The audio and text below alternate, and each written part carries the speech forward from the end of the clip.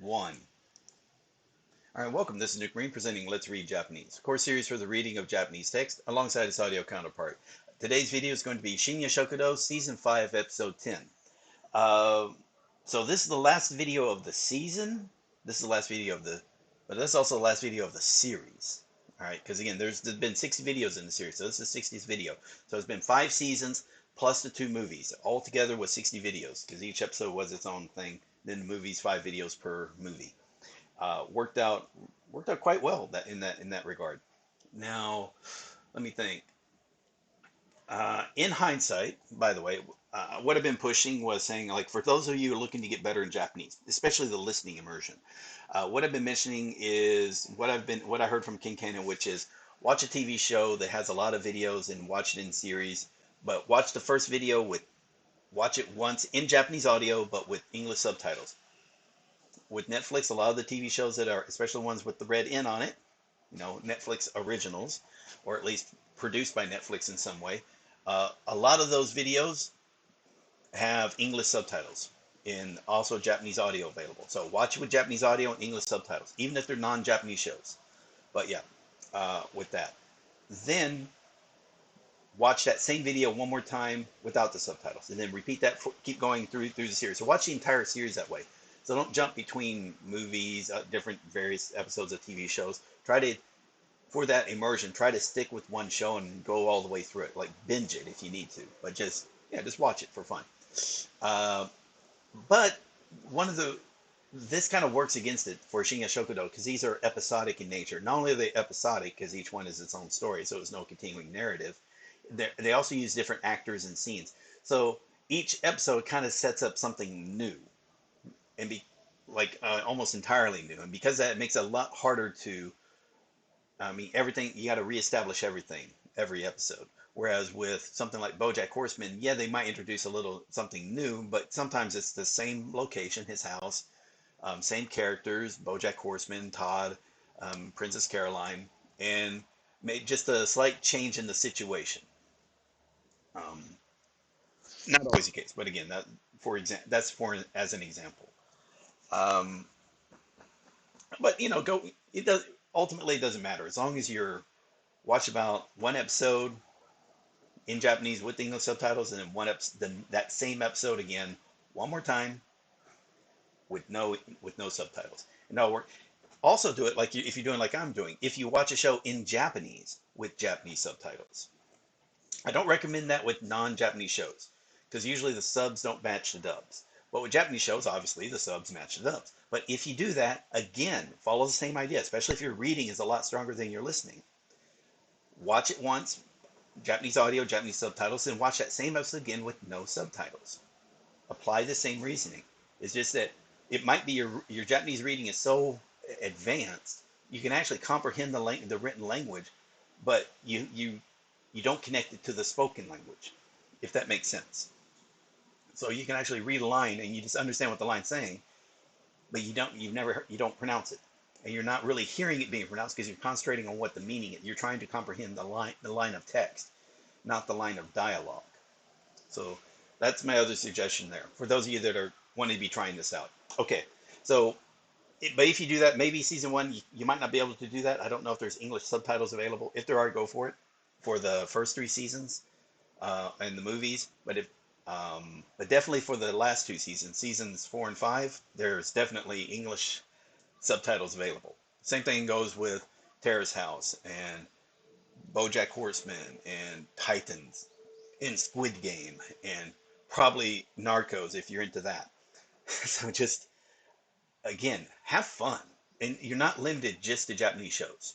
So that's for the listening immersion, which is different than what this Let's Read's about. This Let's Read is about me improving my reading ability, for lack of a better explanation.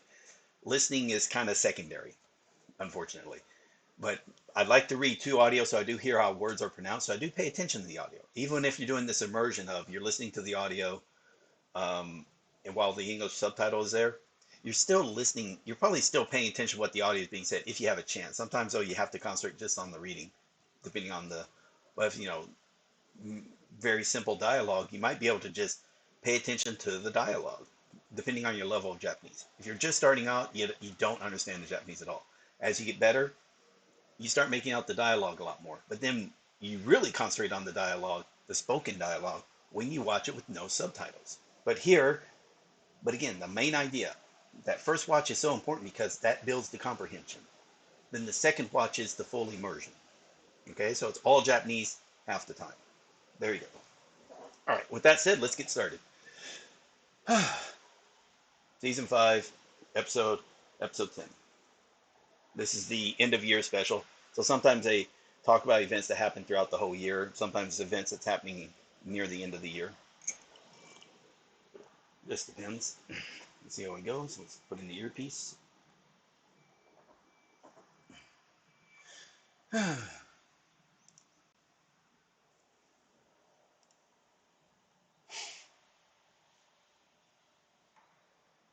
N の文字がカラフルな光の筋に変わる。ネットフリックスオリジナルシリーズ。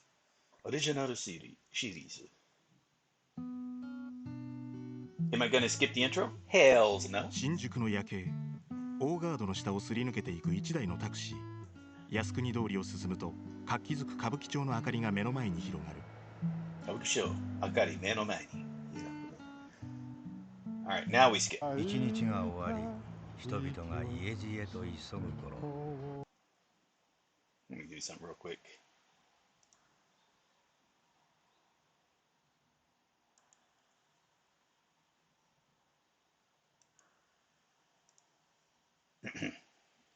Sorry about that. 俺の一日は始まる。Where are we at? 俺の一日始まる。路地裏の飲み屋街に佇む小さな店、飯屋。開店前の豚汁の仕込み、ごま油をひいた鍋で豚バラ肉を炒める。大根、人参、椎茸、こんにゃくなどを加え、だし汁を注ぎ、味噌を溶く。営業時間は夜12時から朝7時頃まで。人は深夜食堂って言ってるよ。青いサムエに前掛けをつけたマスター。表の提灯に明かりを灯す。客が来るかって？それが結構来るんだよ。柱時計が12時を打つ。深夜食堂第10話、カニと年越しそば。カニと年越しそば。I know it's like soba at the end of the year. Toshikoshi. Yeah, you eat it at midnight. Yeah. 飯屋の路地。着ぐるみの犬とウサギがクリスマス特売のチラシを配っている。受け取った外国人に手を振る犬とウサギ。乱暴に取るコートの男。続く男が万歳。イエーイワンワンがいるとワンワンがお手紙く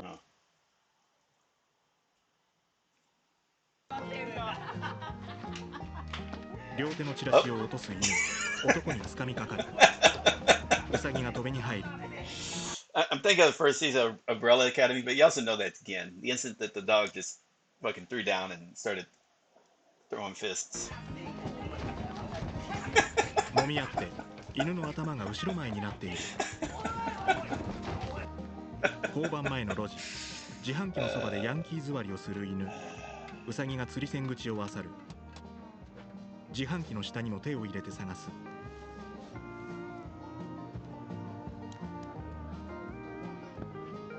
ウサギの肩を叩く犬。路地の向こうを指さす。首をかしげるウサギ。犬が麺を食べるジェスチャーをする。屋台でラーメンをすする男女。しみる。 Noriko. So she was the Sagi, the two sisters that were running scams on people. ウサギの頭を外した女性。あんたが止めてくんなきゃ。バイト代不意になってたよ。犬役の不意になる？あ。あんたが止めてくんなきゃ。バイト代不意になってたよ。犬役の弦。あんなんで切れてたら続きませんよこの仕事。Yeah, that doesn't sound right. あんなんで切れてたら。切れ should be get angry at 切れてたら。あんなんで切れてたら。続きませんよこの仕事。でも着ぐるみの方がマシ。変なコスプレやらされるより。着ぐるみ。着ぐるみの方が。でも着ぐるみの方がマシ。変なコスプレやらされるより。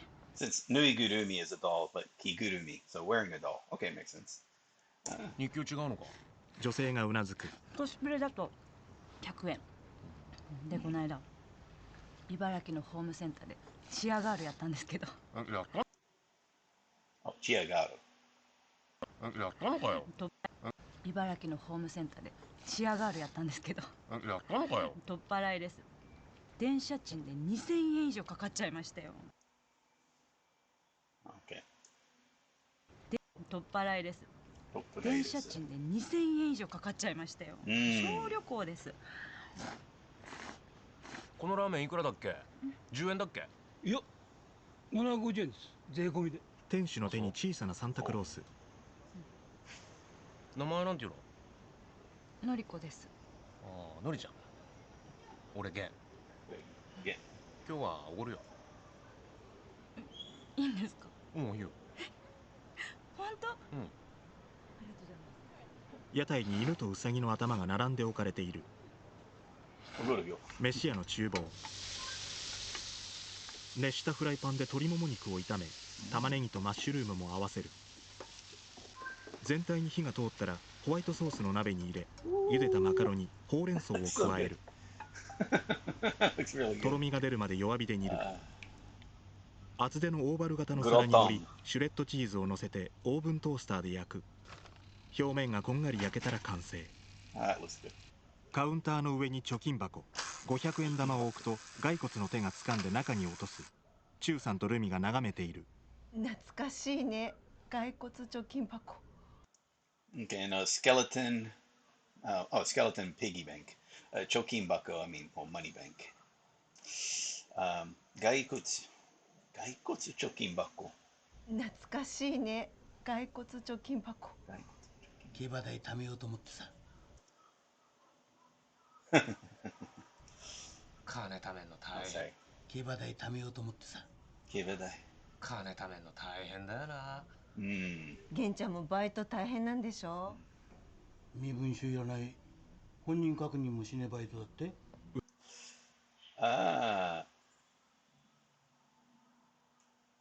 うなずくゲン。訳ありの連中も集まるわけだよ。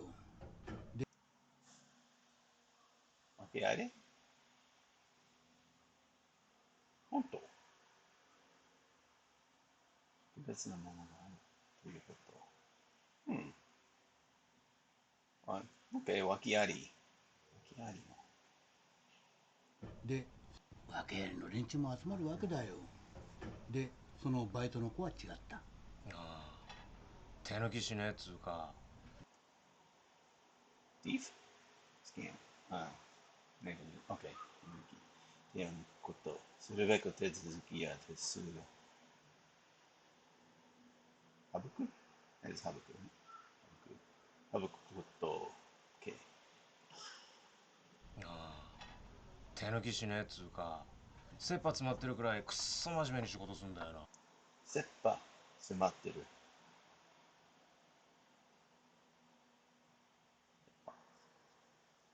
切羽詰まってるくらいくっそ真面目に仕事すんだよな。マスターが3人の前に料理を置く。珍しいね、グラタンなんて。特売日でさ、マカロニが安かったんだよ。食べてみてよ。I mean, I assume macaroni's is cheap regardless, but. うまい。あったまるね。Nekojita. Again, establishing a character trait that was from the first season, if I remember. Or was it second? I think it was first season. First season. そういえばマスター、カニ今年どう？ああ、そろそろだな。知り合いがね、いいのを揃えてくれそうなんだよ。楽しみ。あ、そうだ、玄ちゃん。その子連れてきたら？マスターの料理知ったら喜ぶんじゃない？確かにな。数日後、飯屋。やったー。これそこいらの天ぷら屋より全然うめえもの。忠さんの手に揚げ玉の袋。若旦那。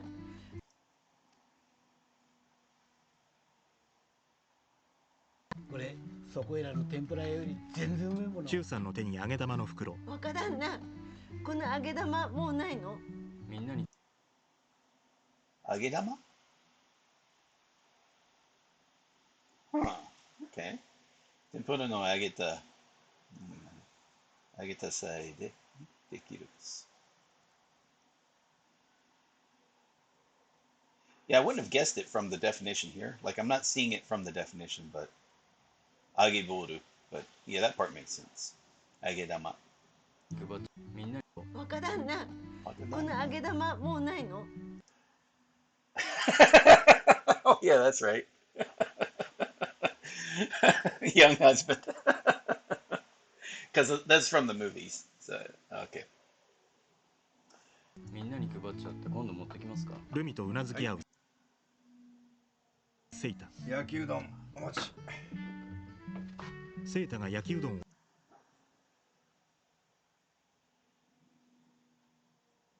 Yakyudon. Oh, yakyudon. Yakyudon.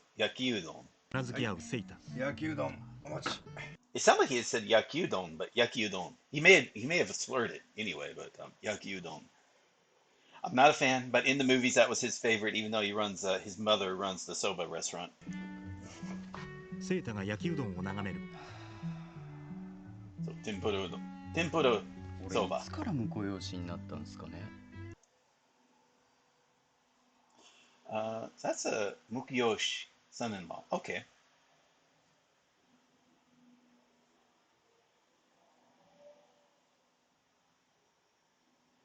Yoshienmi.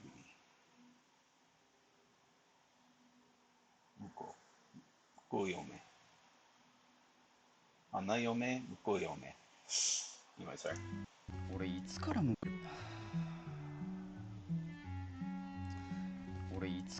養子になったんですかね。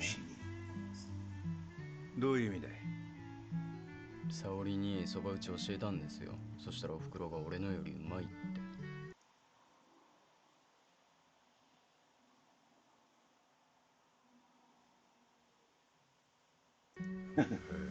そんなに違うのかい？ Well, no offense. They said even the movies, his soba doesn't taste very good. いや、単に好みの問題だと思いますけどね。でもね、実際俺が打ったのより沙織のにしてくれって客もいるんですよ。おまけに出前増えてるし。人気者かよ。So she's cooking more, he's delivering more. そりゃ Okay. おまけに出前増えてるし。天満人気者かよ。そりゃおふくろさんも喜んだろ。沙織のこと2代目って呼ぶんですよ。2代目呼ぶWhat is that? 2代目 Is that like the second name?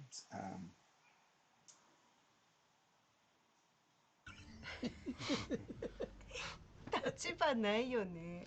もうモチベーション落ちまくりですよ。俺が後取り。モチベーション。もうモチベーション落ちまくりですよ。俺が後取りなのに。いただきます。セータが焼きうどんをすする。I think like his wife, because in the movies, if you didn't see that part, his wife is like 10 or 15 years older than he is. So that was part of how the mother was like opposed to them getting married, even though she liked his girlfriend at the time. She liked her, not knowing that she was his girlfriend. That was kind of funny. 飯屋の路地、石段の上をのりこと源が通る。会釈をするシスターとすれ違い、源が手刀を切る。今日もお疲れ様でした。Okay.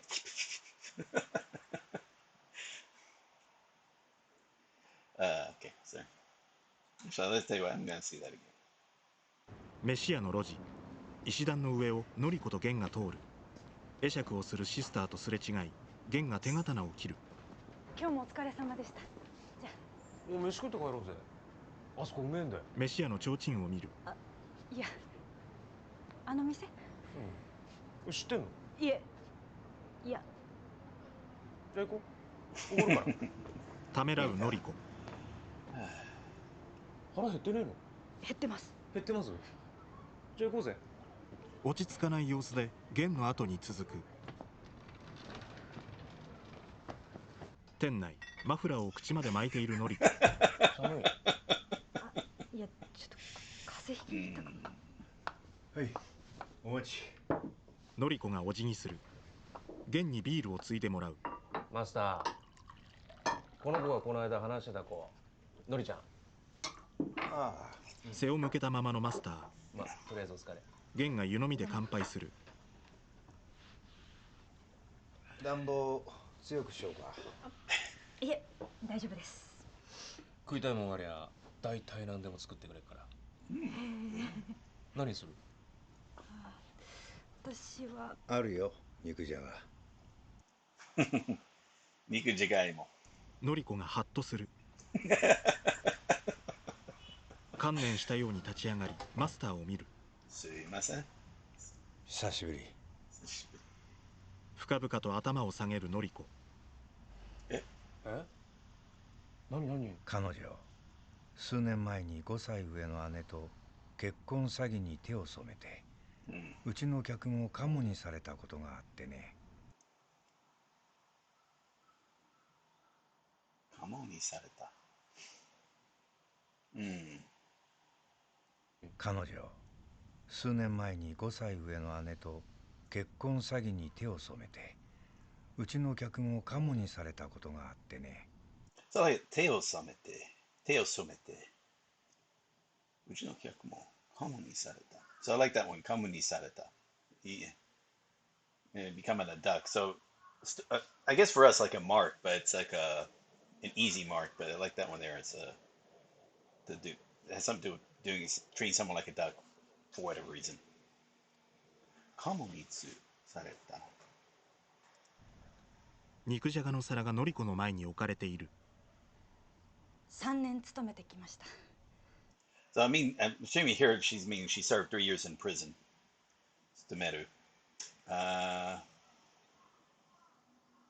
It's not saying it there, but 役目にあたるその芝居など役に well, in this case, it's just doing a performance, but I still think it's probably she served a sentence. But 3年勤めてきました。勤めてきました。ずっと挨拶に来なきゃって思ってたんですけど。お姉さんは？姉は出所した後、北海道に戻りました。源ちゃんが言ってたバイトの子だとは思わなかったよ。まあ、久しぶりの肉じゃが食べてみてよ。肉じゃが How much does it say that? Yeah. Should be the jaga is じゃがいも。いただきます。じゃがいもを口に入れるのりこ。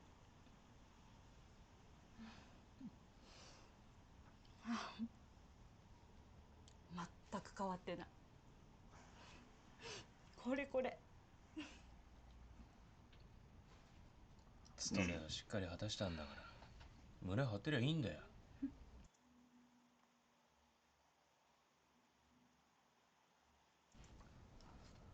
他には仕事してねえのかよ。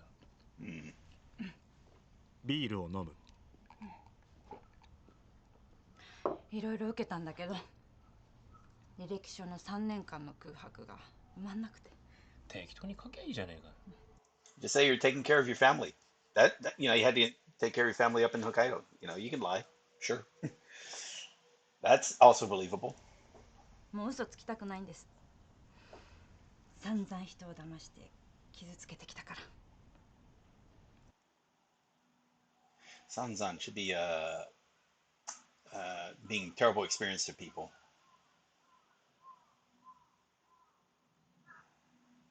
Yeah. Right there, wretchedly. 程度が。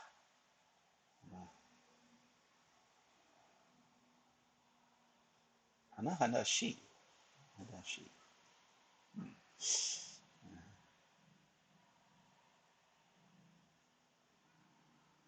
深いになるほど、よしさんはひどい目に遭わせるさま。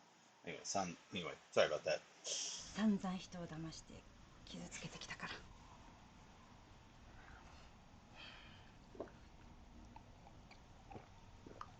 マスター、ウーロンハイいいですか？あ、いいよ。考え込んでいる源、湯飲みを飲み干す。交番。行きますよ。表に立つ小暮と伝え、霞。小暮が He's not throwing the ball. 交番の机めがけてラーメンの丼を放り投げる。中身がこぼれず机に着地。拍手する霞。腕組みした伝えがよしとうなずく。リストを強くすることでスナップが効いてくるわけですよ。丼を取りに行く小暮。距離伸ばしてみましょうか。岡持ちを下げた沙織とぶつかりそうになる。三角巾をかぶったままの沙織。会釈して通り過ぎる。行きますよ。小暮がまた丼を放り投げる。飯屋の路地を行く沙織。石段を降りてきたセータと鉢合わせする。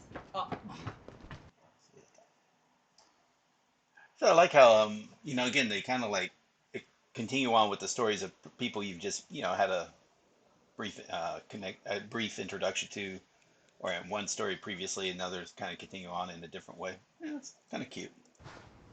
ああじゃないの。そば打たないで何油売ってんのよ。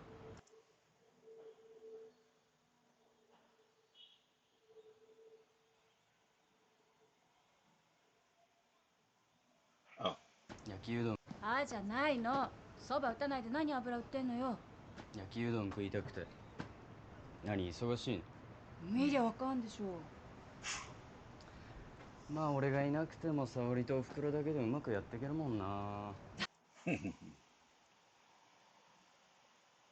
まあ沙織とおふくろだけでうまくやっていけるもんな。まあ俺がいなくても沙織とおふくろだけでうまくやっていけるもんな。何それ、すねてんの？ああ。すねてんの？すねる。peevish。自分の思い通りにならないため。ぐずぐずと。OK。桜を垂れる。OK。ひねくれている。ああ。報われない恋愛のままいた方がよ。何それ、すねてんの？ああ。報われない恋愛のままいた方が良かったのかも。はあ？じゃあお疲れした。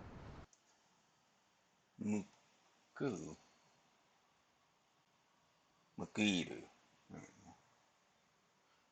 Gotcha。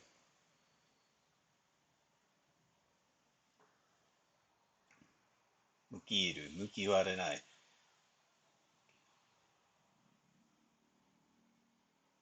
じゃあ報われない恋愛のままいた方が良かったのかも。はあ？じゃあお疲れした。飯屋に入るセータ。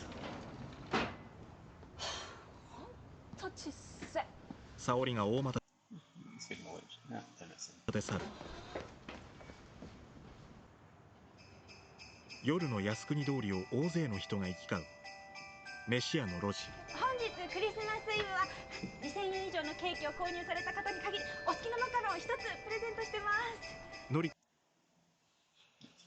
本日クリスマスイブは2000円以上のケーキを購入された方に限りお好きなマカロンを一つプレゼントしてます。のりこや女性たちがサンタ姿でチラシを配る。ありがとうございます。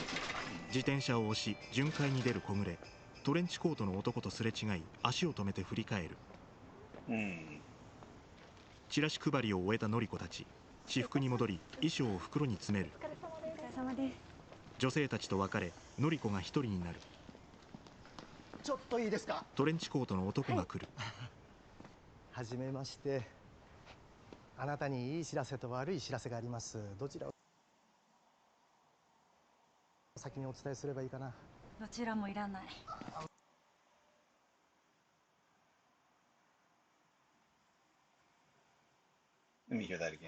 どちらを先にあなたにいい知らせと悪い知らせがあります。どちらを先にお伝えすればいいかな。どちらもいらない。I guess that's just to go always saying, I've got good news and bad news. Which do you want to hear first? 私に声をかけられたのが悪い知らせ。不吉です。でもそんなさまつなことなど吹き飛んでしまうぐらいいい。What is it? Samatsu. Trivial trifling. その重要でないこと。取るに足りないこと。またその、okay. And, oh yeah, right there, sasai. That would be it. Okay, sasai. Minor. いいし、でもそんなさまつなことなど吹き飛んでしまうぐらい。Actually, though, let me look at that kanji. Small. That's chain? No, I've seen chain with. Oh, okay. It was different though. It was like that's definitely an older version because of the downward stroke small instead of being in more of the spark format. Yeah. Okay, because it's like metal. Yeah, okay. All right, all right. In spark, not sparks because it was yeah. So it was like sparks and clamshell. Okay. Wow. And yeah, it's definitely not a common kanji. Samatsu. Samatsu. いい知らせ。でもそんなさまつなことなど吹き飛んでしまうぐらいいい知らせがあるんです。あなたの仕事っぷり拝見させていただきました。仕事っぷり。いい知らせ。あなたの仕事っぷり拝見させていただきました。底意地が悪く資料の浅い人たちがほとんどなこの世の中で。底意地。底意地が悪い。底意地が悪く。資料。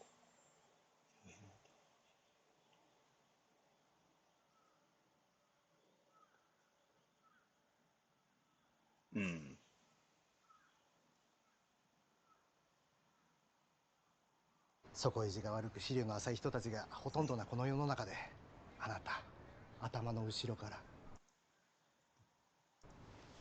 黄金色の光が伸びてます。のりこが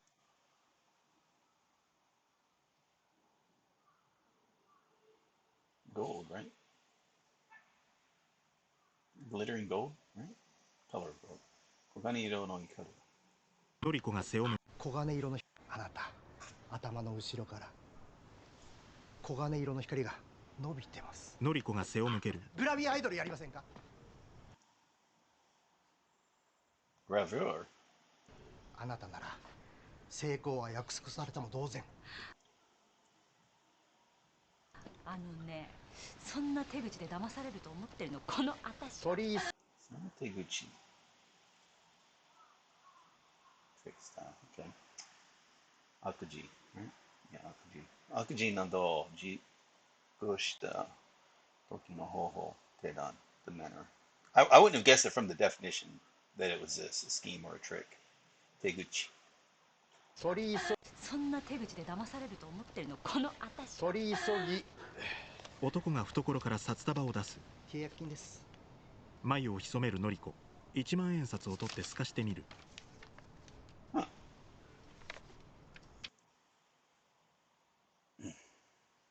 Obviously, he's not going to give her the whole stack. That's just that's the bait. And she's a former scam artist. Still has all the tricks up her sleeve. So she knows this is well, it's not a trick, but it's kind of malicious in that he's going to get her into, it's probably going to claim this gravure, gravia, gravia, gravure. So gravia. Let me hear this. God damn it. グラビアアイドル。Gravia idol. Yeah. Gravia idol. But then they change it where all of a sudden it's like, oh, well, we got too many of these, so we can't really pay as much as we promised. But if you go nude, we can give you the original amount. Essentially just getting them more and more desperate now that they're in the situation. So yeah, definitely the bait and switch. That's going to happen. Or even worse, they'll take the photos and then threaten to post these photos that they have, like maybe she was doing a changing. I mean, they could do a lot of scammy shit. to essentially, again, it's almost emotionally force people to do this. And it sounds like, well, but not using like threatening force, but again, emotional force or threatening, any type of threat, it doesn't have to be physical, can be considered, a criminal act in here. 札を戻す手で束をつかむ。 See right 男 there? 性がゆっくり引き戻し、にやりとする。札束を引っ張るのりこ。男がまた引き戻す。 Again sees it, he knows what's up. 何やってんの？弦が通りかかる。あんた誰？ああ、いや、札束を取る弦。これ何？札で男を叩く。痛い。痛いって。やめて、こやつら。おい。何してんだよ。おい。宙に舞う札びら。のりちゃん行こうぜ。道に散らばった札をかき集める男。通行人が拾って渡そうとする。 Plus, it's just, they would have just helped him pick it up. He went, again, they're not like, we're going to steal it. I'm pretty sure. Well, I mean, it is Kabukicho, and there's like some scammy elements in Kabukicho, but again, it's not all. There, 飯屋。 Shibuya. されてるって分かってたのに。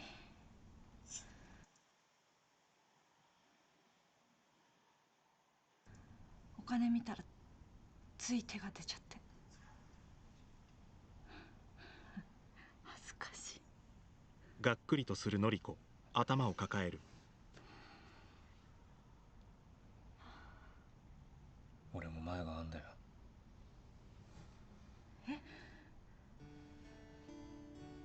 ああ。時計食らった。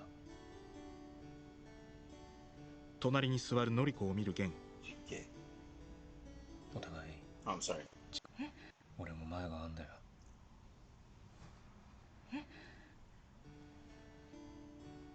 時計食らった。隣に座るのりこを見る弦。お互い気をつけような。涙を浮かべるのりこ。大きくうなずく。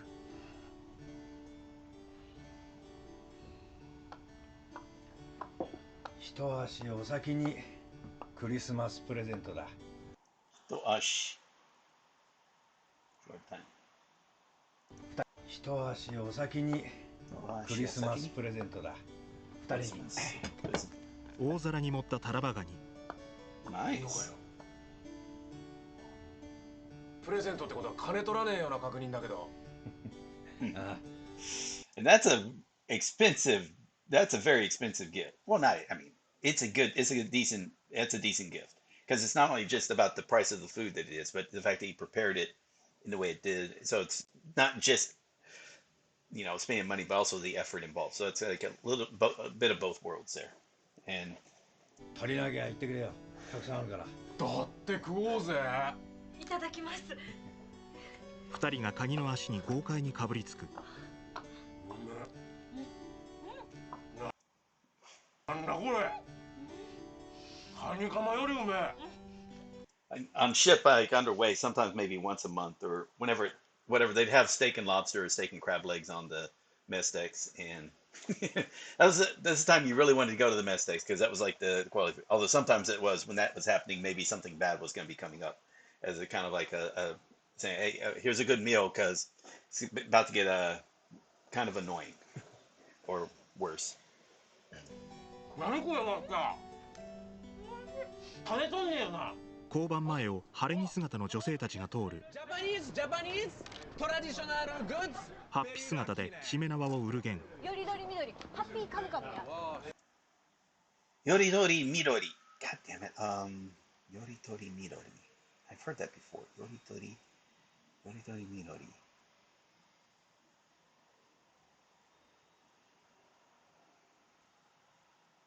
よりどりみどりハッピーカムカムや。これ買わな国買ってから後悔すんだよ。かすみもハッピ姿。Oh, okay, that's right. So that's a full phrase. Kamu kamu. Must buy, must. これ買わよりどりみどりハッピーカムカムや。これ買わな国買ってから後悔すんだよ。かすみもハッピThat's kind of mean. to say. Don't say stuff like that to sell something. That's rude. Must buy, must buy.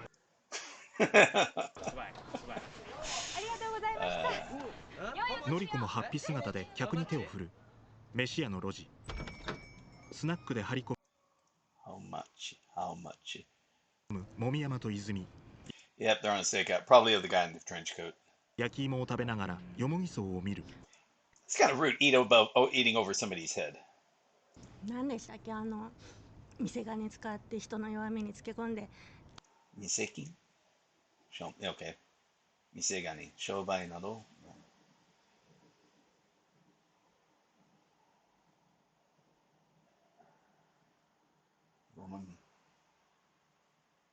Okay. 弱みにつけ込む。弱みにつけ込んで。Okay. 魂、店金使って何でしたっけ、店金使って人の弱みにつけ込んで魂根こそぎ持ってく詐欺グループ。試し子。OK。根こそぎ。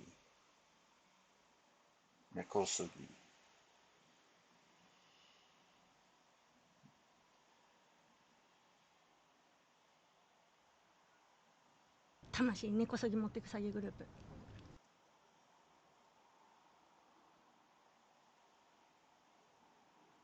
魂詐欺。訳し。玉詐欺。魂詐欺、玉詐欺。玉詐欺。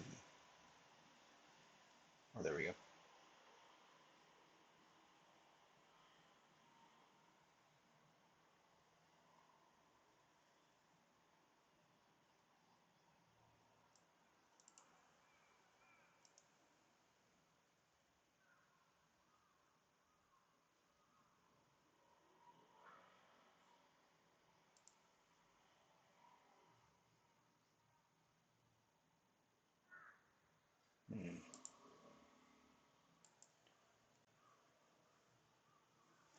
Well, I mean, I don't know why I had to write the words below it like that. I mean, that was part of the broadcast. Tamasagi. Tamashisagi. Maybe it's swindling of the spirit. Maybe that's what they were meaning by that. 魂根こそぎ持ってく詐欺グループ。魂詐欺。訳して玉詐欺。のそれ。あそこ2年前にキテキテ詐欺が摘発されたとこなんです。Kite Sagi. Yeah, that was that was from the movies. That was where the old lady was being scammed by the guy who was pretending to be saying her son was having difficulty. Instead of like giving the money over at the house, it's like come and bring the money to. It's like a really more ballsy way of scamming people. See if it's not saying that. 人を騙すプロ、キテキテ詐欺が摘発されたとこなんです。人を騙すプロが同じ場所をアジトに使えますかね。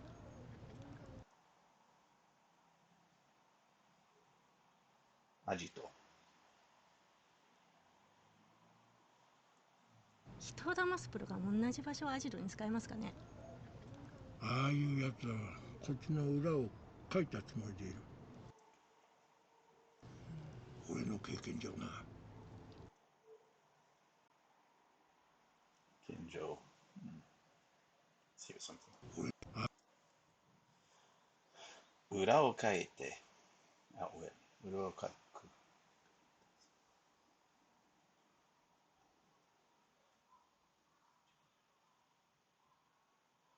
ああいうやつはこっちの裏を書いたつもりでいる。俺の経験上な。So there, they just summarized the plot of one of the storylines. 朱塗りのこね鉢にそば粉を振るうマスター。I've only made soba twice. I appreciate it. I mean, it kind of makes me want to also make pasta and bread, and it was just because I also watched the chef show when he's making the amount of effort that goes into making sourdough bread. It was just like really cool to watch. Just the idea, it sounds pretty cool. 水を回し入れる。指を立てて螺旋を描くようにかき混ぜる。よく練って生地にまとめる。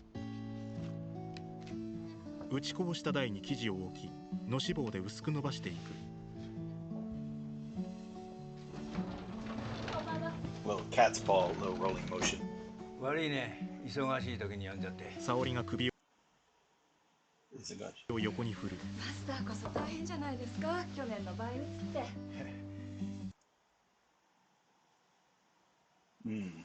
いつもならそばの差し入れがあるんだけど、今年はなくってさ。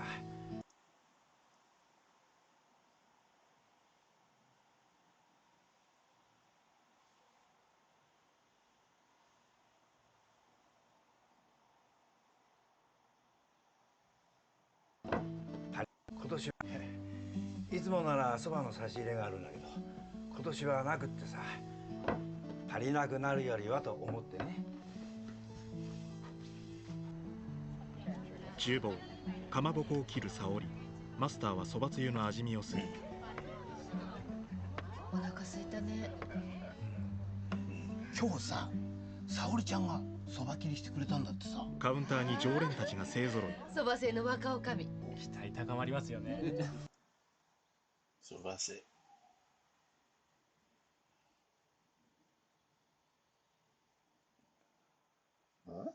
そば製の若女将。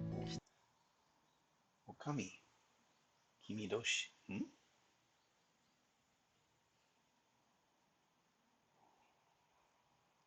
It's supposed to be Okami-san. What guy Okami? Let's see, Okami. Yeah.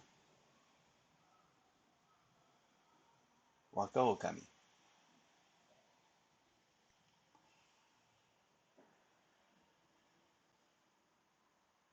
Wakadanna. So maybe I should have looked up Wakadanna, and maybe it was maybe it's supposed to be like the guy who's going to become the owner of a restaurant, the prospective owner of a restaurant. So that's a Waka Okami, because they were already married, right? They'd already married. カウンターに常連たちが勢ぞろい。そば製の若女将。期待高まりますよね。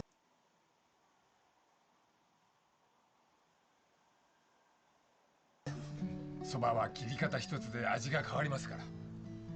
マスター、今日の年越しそば、天ぷらそばにできる？ I'm gonna look up something real quick. So I'm at the 18-minute mark. Now I'm wondering.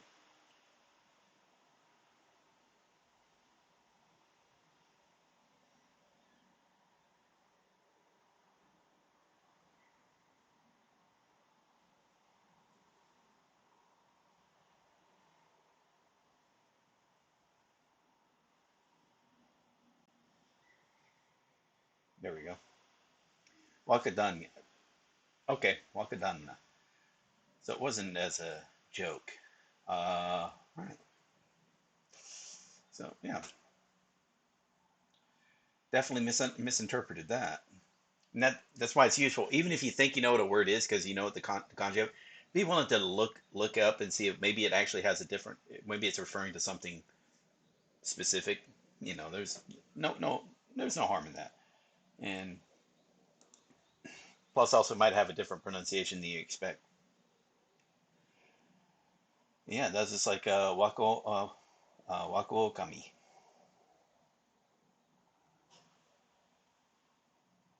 出来合いのもんだけど、それでよかったら。和服姿の。出来合い。Ready. 出来合いのもんだけど、それでよかったら。和服姿のルミ、カナ、ミキ。当分揚げ物控えるって言ってなかった？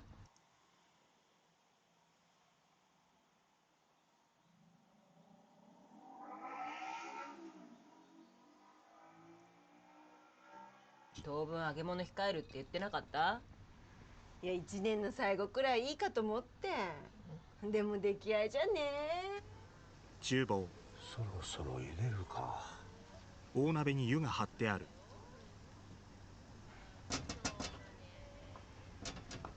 勝手口を覗くマスター。セータが顔を出す。マスター。どうしたんだい？はい。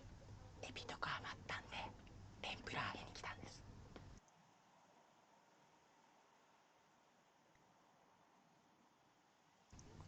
それはありがたいんだけど、ここじゃな。マスター、熱燗2つお願いします。あいよ。熱燗。Hot second. I'm not a fan of hot sake. I keep seeing that, but I keep forgetting it as well. In fact, I'm going to look up that kanji real quick. So it's Atsu, but kan right there. Warm sake, kan. Yep, it's not complicated. It's fire, gate, and moon. You know, think about sake. There's the hot part, so it's the sake for the moon and the gate. Maybe tsukumi no toki, you know, drinking hot sake, tsukumi toki. Sure. Atsukan.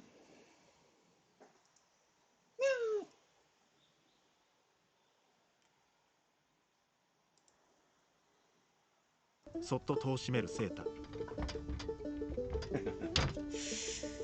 Yeah, you can't cook it inside, so you gotta do it outside. ガラス戸から店内を伺う。ぐらぐらと煮えた湯にマスターがそばを振り入れ、菜箸でゆっくりかき混ぜる。カウンターにそばと天ぷらが並ぶ。そばの香りがちゃんとします。この天ぷらも負けてない。マスターちゃんと揚げたて出してくれたんだ。There's no room for it.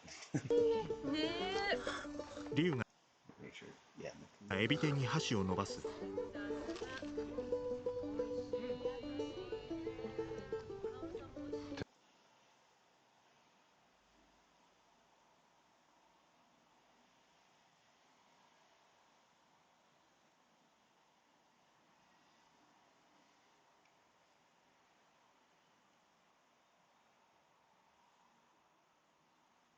天ぷらそばにはやっぱりそば屋の天ぷらだな。え？天ぷらそばにはやっぱりそば屋。うん。これそば屋のですか？勝手口の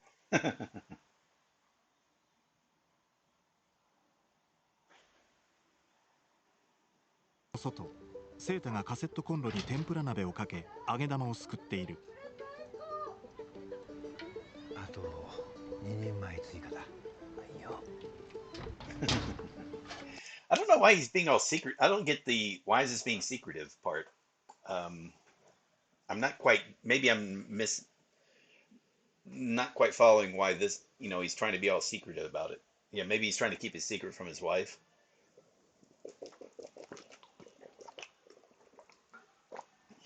Because if she knows he's going to do that, then he can do it at the restaurant also.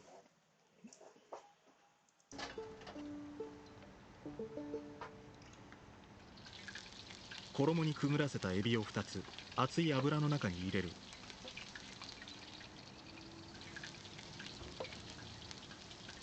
菜箸に衣をつけて油に散らし、揚げ玉を作る。揚げ玉。固まるセータ。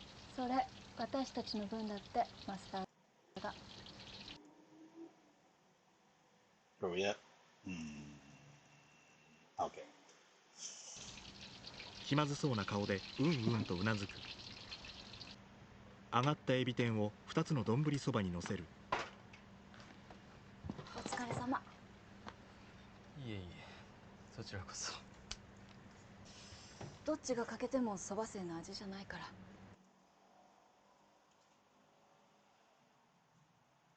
セータの箸が止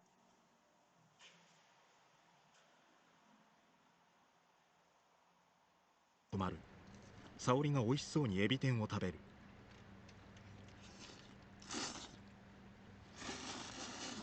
食べながら上着を脱ぐセータ。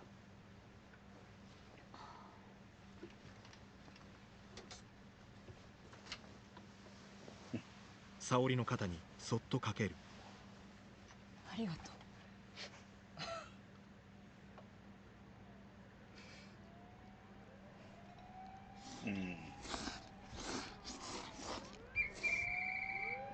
柳荘の前に規制線が張られている。はい、下がってくださいね。There's the raid. 下がってくださいよ。危ないですよ。路地に人だかりができる。小暮君、何かあったの？どうもお騒がせしてます。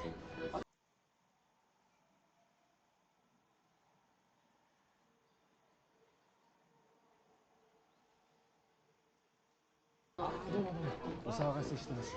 後で年越しそば取りに行くときに話しますんで。はいはい、並んでないで、はい、下がってくださいね。どうせ並ぶんだったらね、初詣のね、お賽銭の時がいいですよ。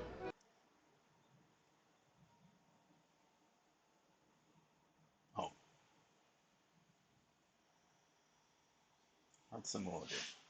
あ、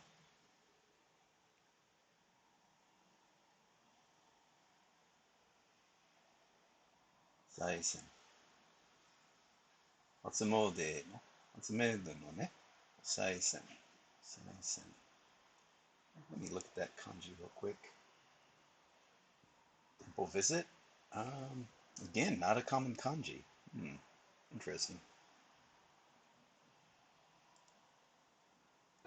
どうせ並ぶん賽銭。だったらね、初詣のね、お賽銭の時がいいですよ。丼を持ったマスターがやってくる。立ったままそばを食べる。あそこは鬼門なんだよ。鬼門。Demon gates. Ominous direction. Okay. Unlucky area. Okay.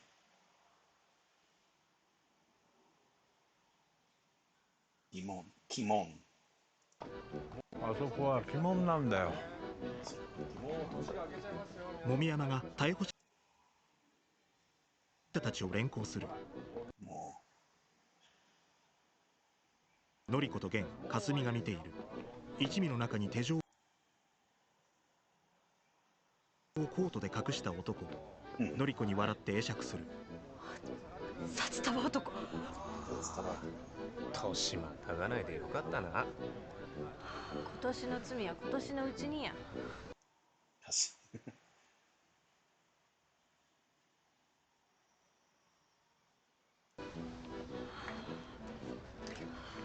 See if that's a phrase. Nope.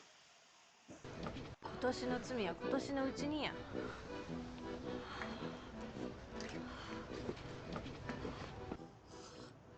交番の机で盛りそばをすする小暮、もみ山、泉。新年迎えちゃいましたね。でもその年の災いをそばにかけて断ち切るっていうのが由来だから。その年の災い。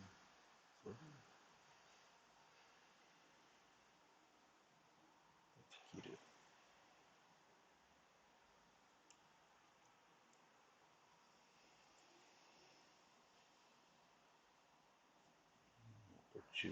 切る。断ち切る。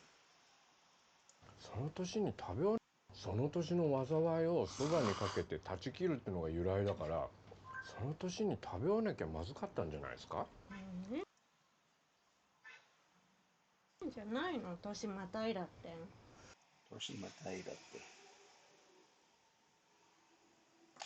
Is that straddling? Yeah. 年またいだって。じゃないの、年またいだって。去年の災い断ち切って、今年も頑張っていこうってことでさ。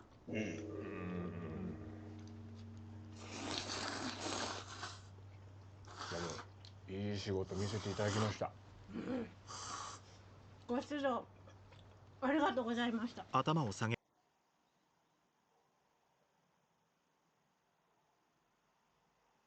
Supposed to be the boss, right? 指導。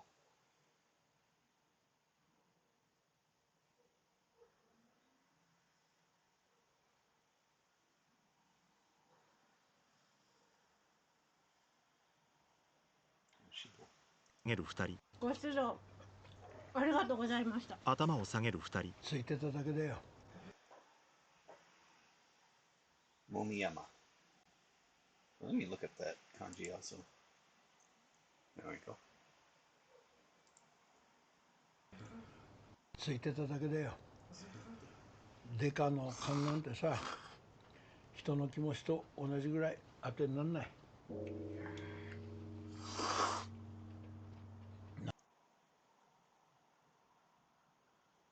常夜のお金。Interesting. 常夜。Oh, come back here. Then 常夜。New Year's Eve. Okay. 常夜。なんかさ、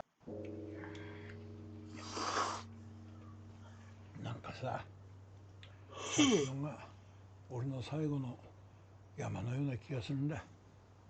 二人が言葉に詰まる。窓の外に目を向ける泉。お雪。雪ですよ。雪ですよ。降り始めた雪を三人が眺める。ジョヤの鐘。ジョヤの鐘。飯屋のカウンターに立つ千恵子。つきたてよ。持ってくるの大変だったんだから。大きな丸い餅。誰か伸ばす？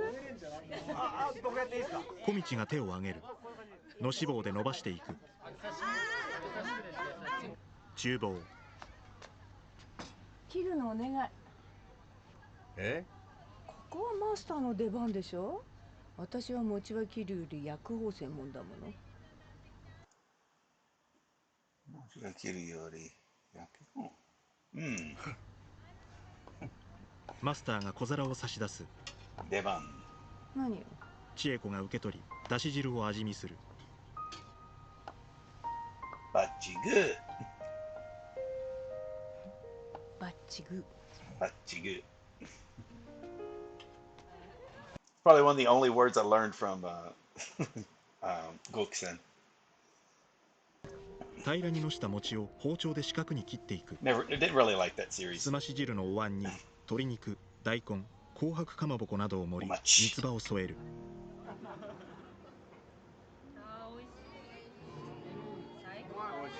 常連客でいっぱいの店内。一日が終わり、人々が家路へと急ぐ頃、俺の一日は始まる。営業時間は夜12時から朝7時頃まで。人は深夜食堂って言ってるよ。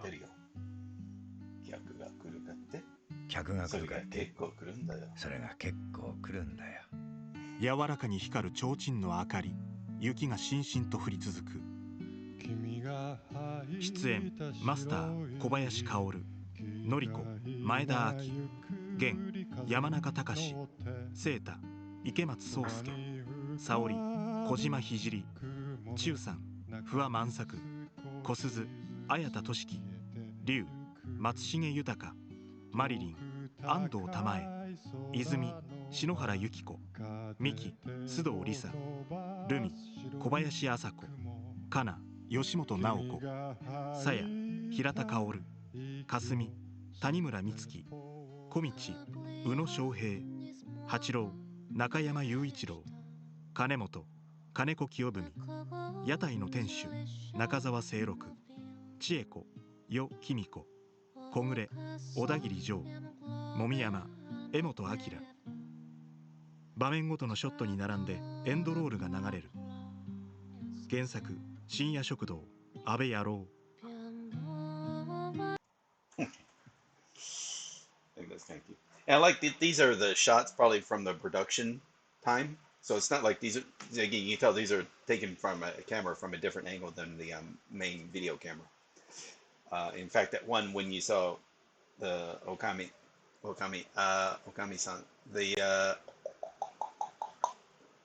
she you can definitely tell like it seemed like she was laughing at a joke or something. So so again, that's the series. Really not too much to add beyond that. It's let me go and look at something real quick. Let's say this here.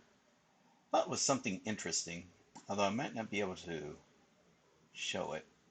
Maybe I'll be able to. Let's go Japanese. Northman.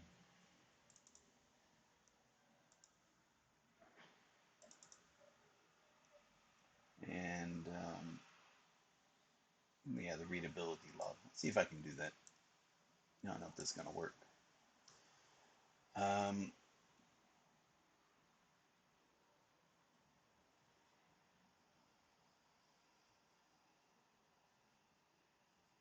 Okay. All right, so this is the readability log right here, around 40. So the numbers that really matter is this, pretty much this one right here. This is the readability of all text, not just the mature. So the way it works is here's the total number of unique words in that appeared in the that particular drama.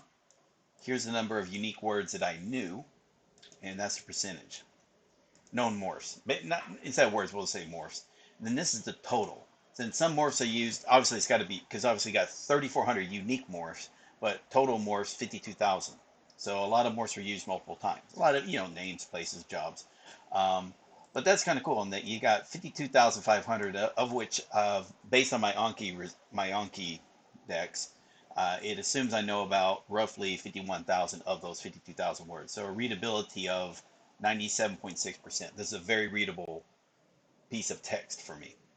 And it gets a little down from there. So the Zetai Kareshi Hana Yori Dengo. If you see my YouTube channel and you look at the these are the ones of the very first Let's Reads that I've done. Not necessarily the case because you got GTO. That was a recent Let's Read I did, but because of the vocabulary, it says like right here has a lot of words. I mean 67,000, but I guess it's using very much simpler vocabulary, so it's like more readable than you would expect. It had a lot more unique words than, let's say, the one up here with around 40. But again, I don't really, and of which I didn't know that much of it. But they're used so little that it's not that important. Like it might be characters' names, but I'm not studying characters' names anymore, unless they're spoken, unless the names are spoken. So it's not just because their name appears in the subtitle, like what you're seeing here. Like for example, Chieko, Chieko, like because it's in parentheses, I've set the system to ignore anything within parentheses. So like names like that because they're not spoken anyway. So it's so I'm not as concerned with them. It's mainly the spoken dialogue, unless it's a let's read of a book. Then obviously every word is important there.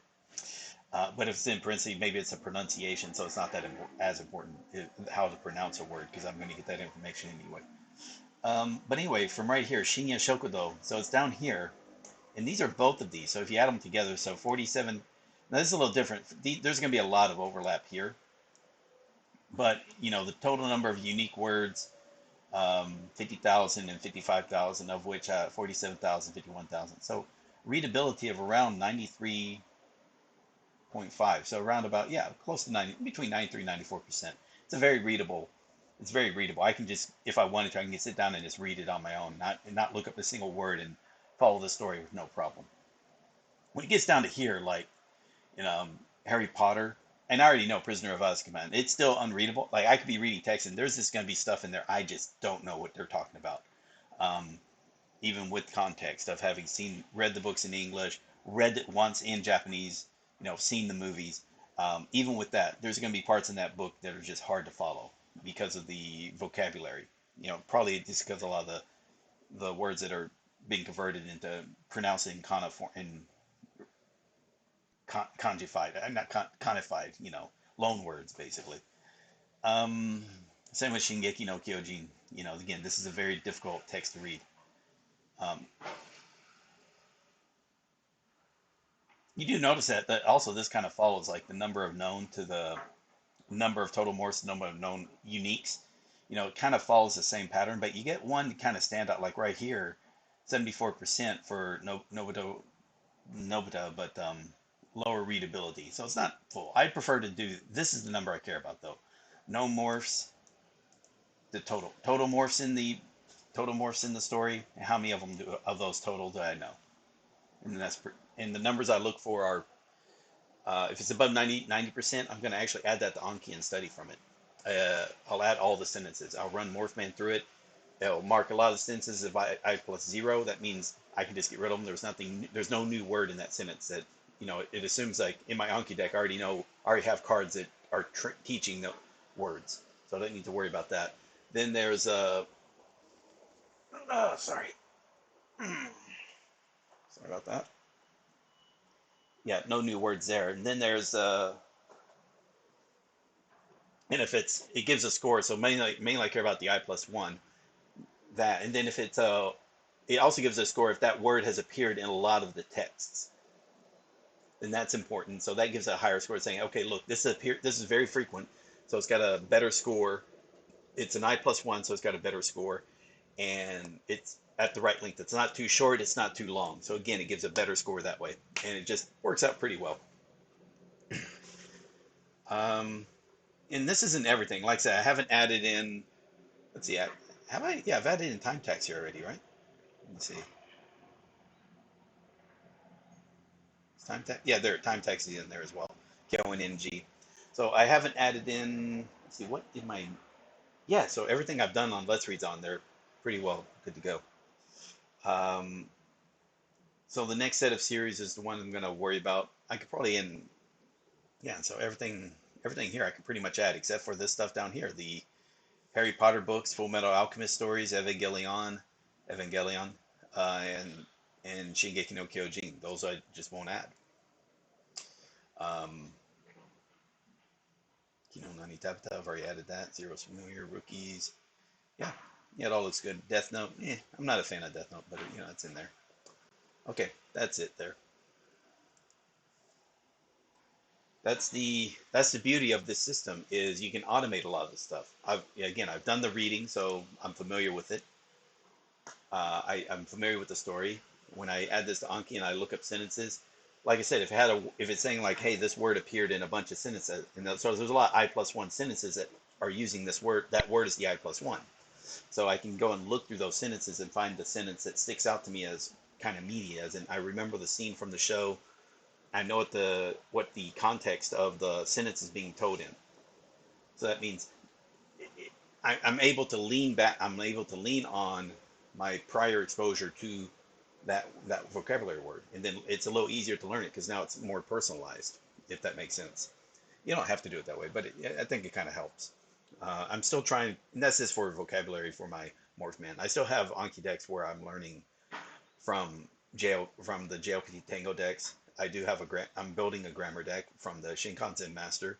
I still have my kanji deck. I need to improve it. I need to change it and bring in all the changes, the improvements that I had from the vocabulary, the text file scans that I've been basically that spreadsheet I've been passing around for a long time, for last few months.